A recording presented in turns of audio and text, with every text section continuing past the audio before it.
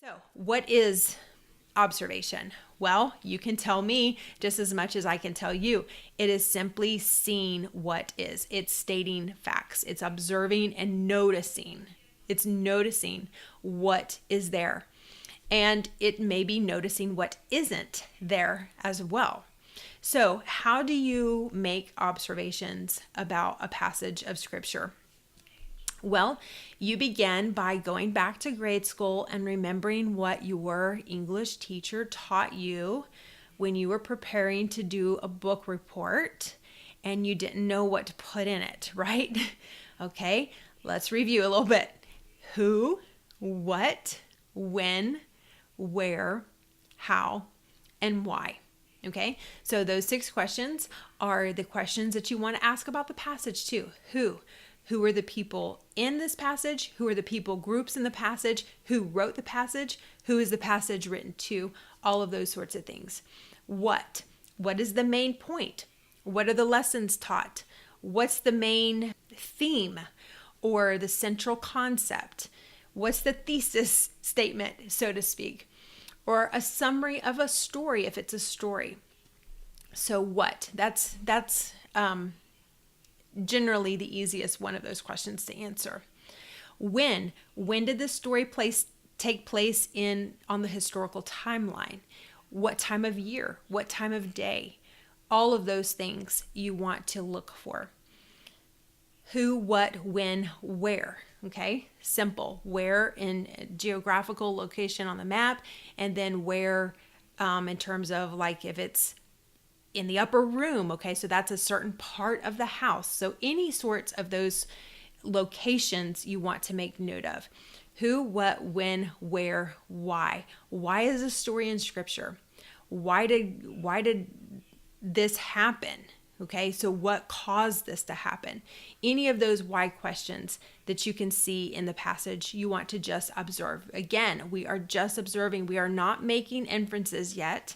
We are not interpreting things. We are not putting our preconceived ideas into the passage. We are letting the passage inform us. We are not informing it. And then who, what, when, where, why. Then the last question would be how. How does this relate to the story of the book, say? How does this relate to the Bible overall? How does this play into the gospel, the New Testament? Any sorts of those questions to ask is a good thing, or any of them that you can see in the passage that you're reading, you want to simply observe. Okay, so that is how you would start with observation with those 6 questions. There's another few things that I like to personally do when I observe a passage, and one of my chief favorites is looking at the verbs. I really love looking at the verbs when it's something about God, when God is the subject. So you need to know who the subject is as well when you're looking at the verbs. But it's also very insightful about when it comes to people and our human nature. And certain people had certain tendencies and they were demonstrated by certain actions. And when you begin to see these things through the verbs in the scripture and the way the verbs are even communicated in the scripture, it is very insightful. So any passage that you are looking at, I just recommend going in with one of your colored pencils or just a regular pen even, and underlining or somehow drawing a box around, marking up the verbs, because that is going to be super insightful for you.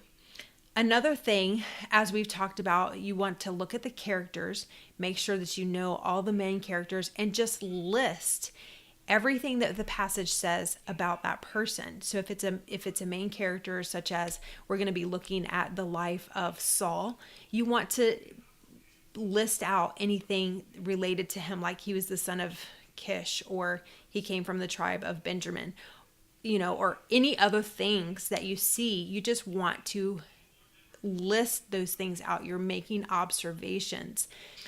Another thing is comparisons or contrasts. You just want to look for those and make notes of those. Similes, sometimes like in our passage for this week, there's a simile. He will be like a tree planted by streams of water. So there's a simile there. You want to make a note of that. Another thing is any keywords. You want to make note of any keywords that you see in a passage.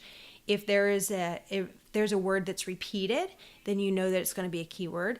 Or if there's a word that seems to be emphasized, or that like the whole structure, the grammatical structure of a sentence seems to like be hinged on that word, then you know that's a keyword. If it's like one of those transitional words like therefore or verily or even but can be a transitional word. Those are oftentimes important words that you want to note. There are many different ways to recognize a keyword, but a lot of times it just comes with practice. The more you do it, the better you kind of can pick up on those things. And then another thing that you want to be on the lookout for is like adjectives and adverbs. They're not always significant, but sometimes they are. So just kind of like make note of that. For example, in this passage, there's the firmly planted. So you could say, firmly planted as opposed to, loosely planted or something. I mean, what immediately comes to my mind is the passage in Mark 4 where Jesus talks about when the heat comes, some of these seeds that were thrown on the rocky soil withered because they were not firmly planted, right? So if you just when you read and you're making observations about certain things, the Lord will bring other things to mind to sort of compare or contrast or to give you even deeper understanding into what you are reading. So let me just say this. Have you ever read through a passage of scripture and gotten to the end, or maybe it's your daily Bible reading and you gotten to the end and you're like, I don't remember a word I just read, or like nothing seemed to stick? I have done that countless times. Okay. We'll just be honest, countless times. And it's because I haven't observed as I'm reading. So observation is really important when it comes to just getting more out of the scripture. So even like this word firmly planted, if I am looking for those things, if I'm looking for certain elements in the scripture, then I'm going to intake it better, right?